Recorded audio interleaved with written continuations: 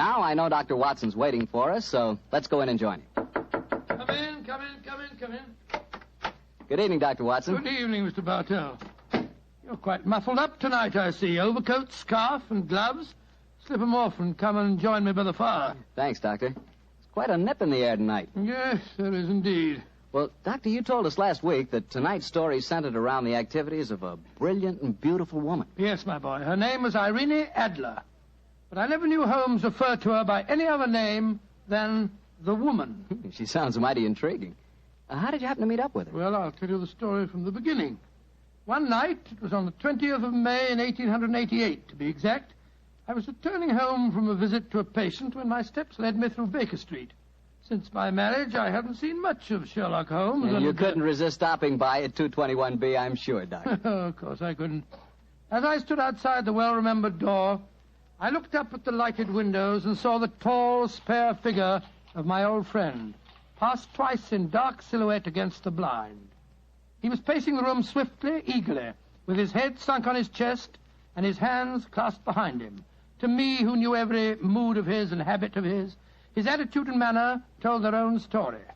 He was hot on the scent of some new problem. I rang the bell, and a few moments later, found myself standing before him. You look in splendid shape. Yes, Holmes, I'm feeling very well, thanks. And in practice again, I see. You didn't tell me that you'd gone back into harness. Oh, and how did you know? Elementary, my dear chap.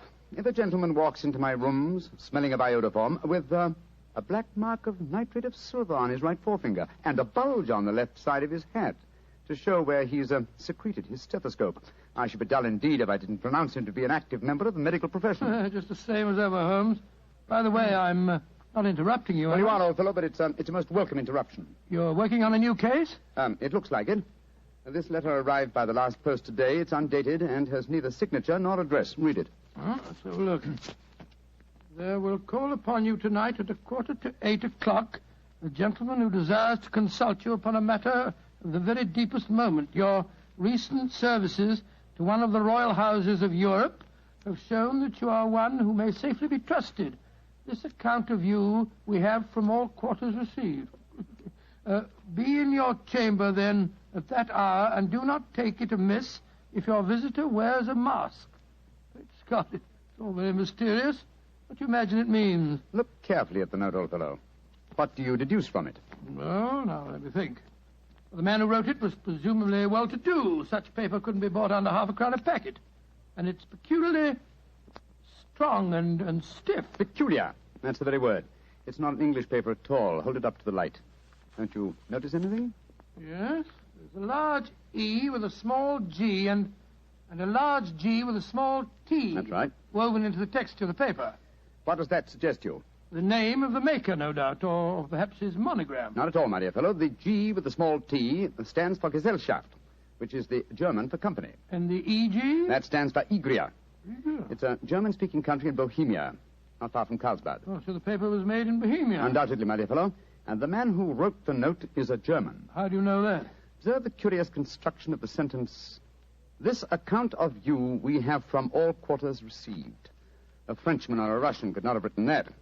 It's the German who is so discourteous to his words. Oh, there's your crowd now. I better go home. No, unless you have to. Well, I could stay. I thought that Then perhaps stay, old chap. I'm lost without my Boswell, and this promises to be interesting. I told Mrs. Hudson to let the masked visitor come upstairs unannounced. Come in. Good evening, sir. You received my note? Yes, indeed, sir. Come in, won't you? Sit down. This is my friend and colleague, Dr. Watson. You may say anything before him that you can say to me. Whom have I the honor to address? You may address me as Count von Kram. How do you do, sir? You must excuse this mask that I wear. The august person who employs me wishes his agent to be unknown to you, and I may confess at once that the title by which I have just called myself is not exactly my own. I'm well aware of that fact, sir. You see, Mr. Holmes, the matter I am about to discuss implicates the great house of Ormstein, hereditary kings of Bohemia. That has not escaped me either, sir. In fact, if you will state your case, I shall be the better able to advise you. Your Majesty. How did you... Yes. Yes, I am the king. Why should I attempt to conceal it? Why, indeed? I shall remove the mask. There. Mr. Holmes, I have traveled incognito from Prague for the express purpose of consulting you. Then pray consult. Briefly, the facts are these. Some 5 years ago, during a visit to Warsaw, I made the acquaintance of the well-known adventuress Irene Adler. Irene Adler. We know of her, Your Majesty. Look her up in the index for me, will you, Watson? It's right beside you on the desk there. I imagined that the name would not be unfamiliar to Here you. we are. Abrahams, Acton Green, Hatchet Murders. Adler. Splendid, old fellow. Hand me the file, will you? Yeah. Thank you. Mm-hmm. Irene Adler, born in New Jersey in the United States in 1858, contralto. Mm-hmm. Prima donna Imperial Opera of Warsaw. Mm-hmm. Retired from the operatic stage, living in London. Quite so. And here's a recent notation. Your Majesty, as I understand, became entangled with this young person, wrote her some compromising letters, and is now desirous of getting those letters back. Precisely so, but how did... Was there a secret marriage? None. No legal papers or certificates? No. Then I fail to follow, Your Majesty. If this young lady should produce her letters for blackmailing purposes, how is she to prove their authenticity? There is the handwriting. Well, that could be a forgery, Your Majesty. But it was private notepaper. Stolen. My own seal. Imitated. My photograph. Bought. What? They were both in the photograph. Oh, dear. That's very bad. Your Majesty has indeed committed an indiscretion. Did you inscribe the photograph, Your Majesty? Yes, Dr. Watson, I'm afraid I did. Gracious me. Mr. Holmes, it must be recovered. Perhaps if you were to pay enough, the photograph might be bought. She refuses to sell. Stolen, then. 5 attempts have been made. Twice burglars in my pay ransacked her house. Once we diverted her luggage when she traveled. Twice she has been waylaid. There has been no result. Oh, dear. It's quite a pretty little problem. It is a deadly serious one to me. Your Majesty, what does Miss Adler intend to do with the photograph? To ruin me. Oh, how? Well, I'm about to be married to the second daughter of the King of Scandinavia. She is the soul of delicacy. A shadow of a doubt as to my conduct would bring the matter to an end. And Irene Adler threatens to send the photograph to your fiancée, I suppose. Yes, and she will do it. Rather than let me marry another woman, there are no lengths to which she would not go. Are you sure that she's not already sent it, Your Majesty? I am sure. Now, why, Your Majesty? She said that she would send it on the day my betrothal is publicly announced. That day will be next Monday. Splendid. Then we have still 3 days yet. Your Majesty will, of course, stay in London for the present. Certainly. You will find me at the Langham Hotel, registered as Count von Kram. Just 2 questions before you leave, sir. What are they? Is the photograph large or small? Quite large. And it was in a heavy frame. I see. And what is Miss Irene Adler's London address? Brioni Lodge, Serpentine Avenue, St. John's Wood. Thank you, Your Majesty. Good night, and I trust we shall soon have some good news for you. I am placing all my hopes in you, Mr. Holmes. Good night. Good night, Dr. Watson. Good night, Your Majesty.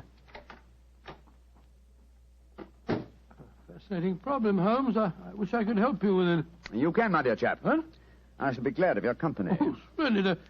What's our first move, Holmes? Well, a good night's rest, I think. We'll meet here at 10 o'clock tomorrow morning. And then? Then, my dear fellow, we will see what we can find out about Miss Irene Adler, late of the Warsaw Imperial Opera Company and at present residing at Briony Lodge, Serpentine Avenue, St. John's Wood.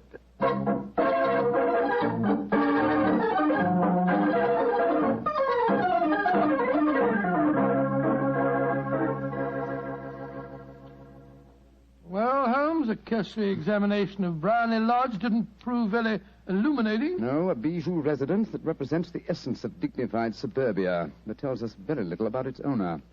I think a visit to the local public house might prove more instructive. Come on, old chap. I see the door to the Coach and Horses inviting us from across the road. Well, our disguises shouldn't cause any suspicion, That's Holmes. why I suggested them. In the character of a couple of stable hands, I felt that we might inspire confidence. This is a horsey neighborhood. There's a wonderful sympathy and Freemasonry among the fraternity. There we are. Better let me do most of the talking. Yes, I will indeed. I'm sure that your accent will be more convincing than mine. Let's go in, shall we?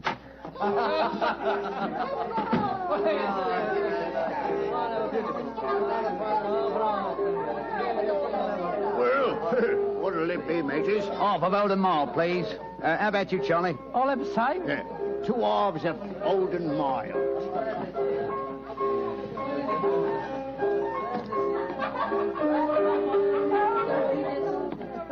Well, here you are, mateys. That'll be a tenner. Have a drink with us, Governor. Oh, don't mind if I do. I'll have a Guinness. You blokes new round here? Yes, that's right. Came over from Clapham. Clapham, eh? Well, here's looking at you.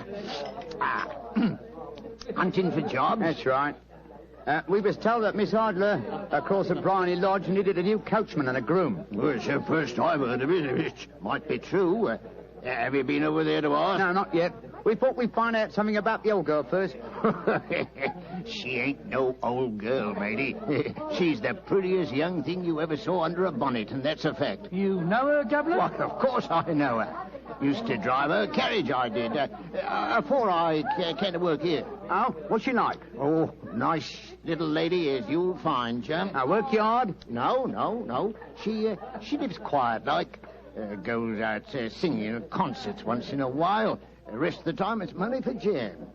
She goes out for a drive in the park every day at 5 and comes back to dinner at 6:30. The rest of the time's your own. She ain't married, you say? No. But she's got a bloke what comes to see her all the time. He's a barrister. Nice gentleman. Mr. Geoffrey Norton is his name. Good-looking fella. Wouldn't be surprised to see him get spliced. Sounds like a cushy job to me. Come on, Charlie. Let's get over to the house and see what's what. Much obliged to you, chum. Well, good luck, mateys, and thanks for the dinners.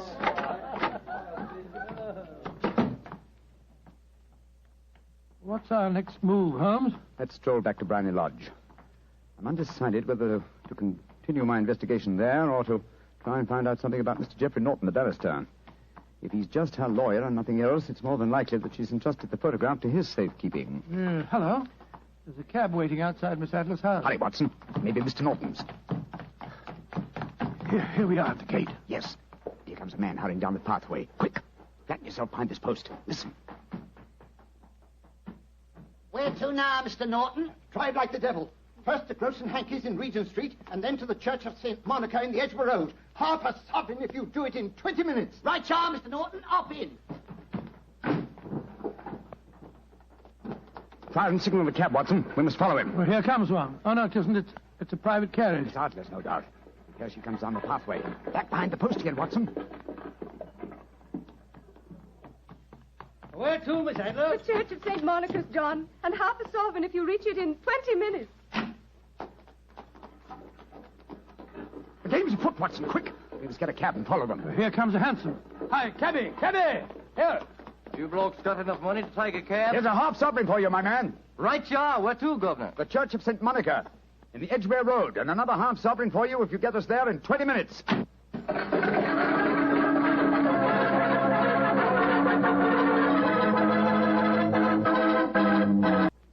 Well, Doctor, once again you broke off your story at the most exciting point. Did you and Sherlock Holmes reach that church inside the 20 minutes? Yes, Mr. Bartell, we did, but the other carriages were there before us. Holmes went into the church after telling me to guard the outside. I must have waited for 10 minutes or more before Mr. Geoffrey Norton and Miss Adler came out, spoke a few words to each other, and then left in their separate conveyances. A moment later, Holmes, still dressed as a stable hand, came striding out of the church and down the steps towards me. He was obviously very excited. What? Have they left? Yes, in separate cabs. I overheard him say that he was going back to his office, and she said, I shall drive out in the park at 5 this evening. Splendid, old fellow. Then come on. We can return to Baker Street.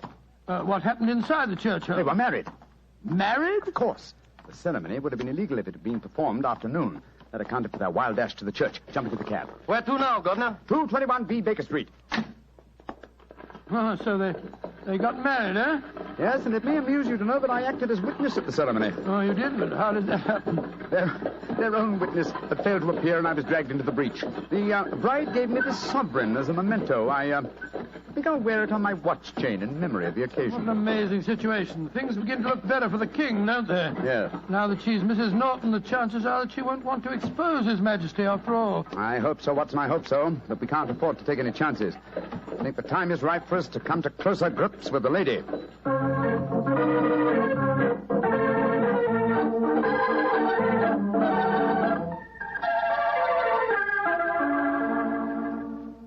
Well, Holmes, now that we've eaten, perhaps you'll tell me your plan. With pleasure, my dear fellow. And while I'm so doing, I'll proceed with applying the makeup for my new disguise. Another disguise? What's it to be this time? I think the character and appearance of an amiable and simple-minded nonconformist clergyman would be most suited to my plan for entering Miss Adler's house. Are you going to try and enter, then? I must, dear fellow. Yes, I'm sure the photograph is there.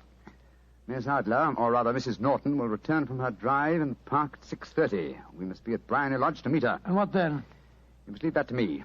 I've already made my arrangements. There is only one point on which I must insist. You must not interfere, come what may. You understand? I'm to remain neutral. Yes, there will be some small unpleasantness. Don't join in it. It will end in my being conveyed into the house.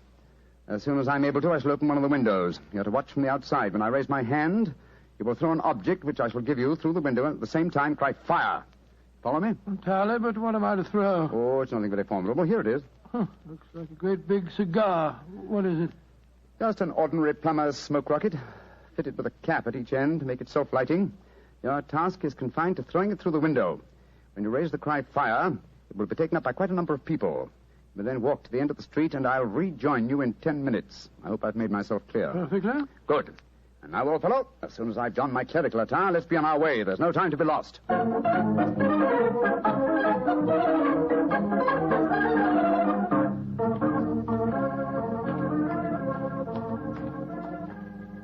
It's nearly 6:30, Holmes. We've been pacing up and down in front of her house for half an hour now. I hope she does come back. I'm sure she will. There seem to be a lot of loafers hanging around her gate. All part of my conspiracy, old chap. You'll see them play their parts in a few minutes. You still think the photograph is inside the house? Yes, I'm sure of it. Hmm?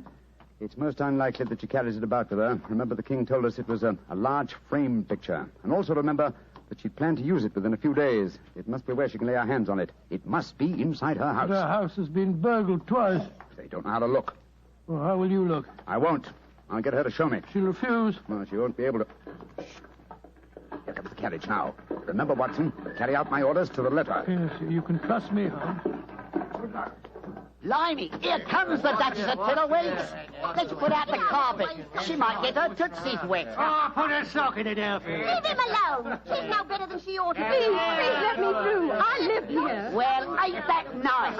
We'll all come in and have a cup of cocoa. Move out of the way, please, and let the lady through. Mind your own business. Just 'cause your collar's turned the wrong way, you can't spoil our fun. That's right, Eddie. Keep your nose out of it, parson.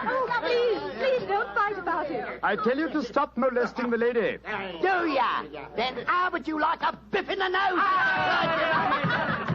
Oh, he hit the poor man. Then he ran away, the coward. Is the clergyman badly hurt? He hit his head, Mum, and he fell. If you asks me, he's hurt bad. He's bleeding something terrible. Can we bring him in, Mum? He can't lie here in the street. Why, of course. Bring him in. Right you are, Mum. Here, Bert. Right out. Give us a hand. Oh, poor fella.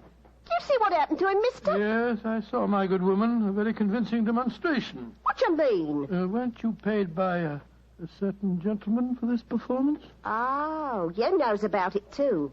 Yeah, you must be a friend of Mr. Sherlock Holmes. Yes, I am. Nice gentleman. He give us $5 apiece for tonight's work. It ain't through yet, though. We got to start yelling fire when somebody tells us. I'm that somebody, my dear lady.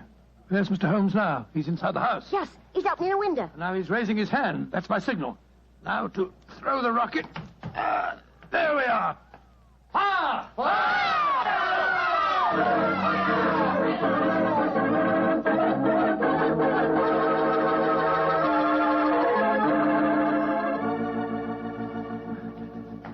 Holmes, there you are. You have the photograph? No. But I know where it is. She showed me, as I told you she would. I'm still in the dark. There's no mystery, old chap. When my accomplices started around the street, I had a little moist red paint in my hand. As my good friend Alfie pretended to strike me, I clapped my hand to my head and fell down. It's an old trick. Yes, I understand that, but how did my throwing the rocket help you? It was all important, my dear fellow. When a woman thinks her home is on fire, her instinct is at once to rush to the thing she values most. A married woman grabs her baby. An unmarried reaches for her jewel box. In this case, of course, it was the photograph. Well, where was it? In a recess in the living room, just above the right-hand bell pull. I caught a glimpse of it as she half drew it out. When I made it known that the fire was a false alarm, she replaced the photograph. As soon as I was able, I assured her that I was feeling well enough to leave. You didn't take the photograph, then? No, I felt that over precipitants at this stage might ruin everything. And what do we do now? Drive to the Langham Hotel and inform His Majesty of what has happened. Then return with him here. And after that, my dear chap, the case will be ended.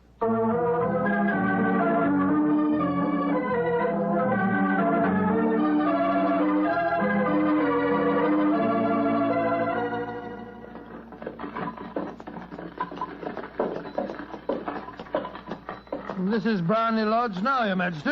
I'm all impatience. You're certain this photograph will still be there, Mr. Holmes? I have every reason to believe so, Your Majesty. I must confess, this is going to be something of an ordeal. Then I suggest that you let me do the talking, Your Majesty. I think I know how to handle the lady.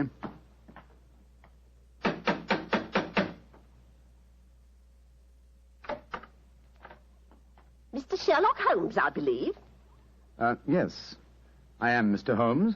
How did you know? My mistress told me that you would be likely to call. She has left for the continent with her husband. You mean she's left England? Never to return. Then the papers, the photograph. All is lost, Mr. Holmes. We'll soon see. Follow me. She said you've been looking for something. I hope you find it. This was the bell pull. There's a sliding panel behind it somewhere. Ah, here it is.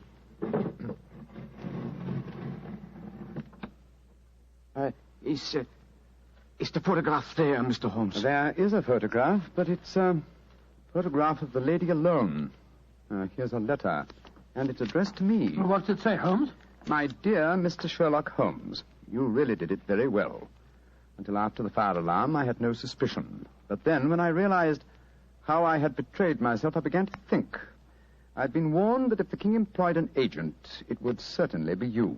May I congratulate you on your disguise as the dear old clergyman? Great Scott, you was far more clever than you thought, Holmes. Yeah, go on. What else does it say? Let me see. My husband and I both thought that the best recourse was flight. So you will find the nest empty. As to the photograph of the king and yourself, His Majesty may rest in peace. Thank goodness for that. I love and am loved by a better man than he. I leave another photograph, however, that he might care to possess. And I remain, dear Mr. Sherlock Holmes, very truly yours, Irene Norton, née Adler. What a woman, Watson. What a woman. What a magnificent woman. She fooled me completely. But, I'm sorry, Your Majesty. I've been unable to bring your business to a more successful conclusion. On the contrary, my dear sir, nothing could be more successful. I know that Irene's word is inviolate. The incriminating photograph is now as safe as if it were in the fire. I'm glad to hear Your Majesty say so. I am immensely indebted to you. Now, pray tell me, in what way I can reward you? This beryl ring that I wear, I should be proud Your Majesty has something that I should value even more highly. You have but to name it. This photograph. Irene's photograph? But certainly. However, you must let me give you something more substantial. Oh, no, Your Majesty. This is something I shall treasure all my life. This and a golden sovereign I received from the lady's hand. They will remind me that I was once tricked by a woman. A woman that I shall never forget.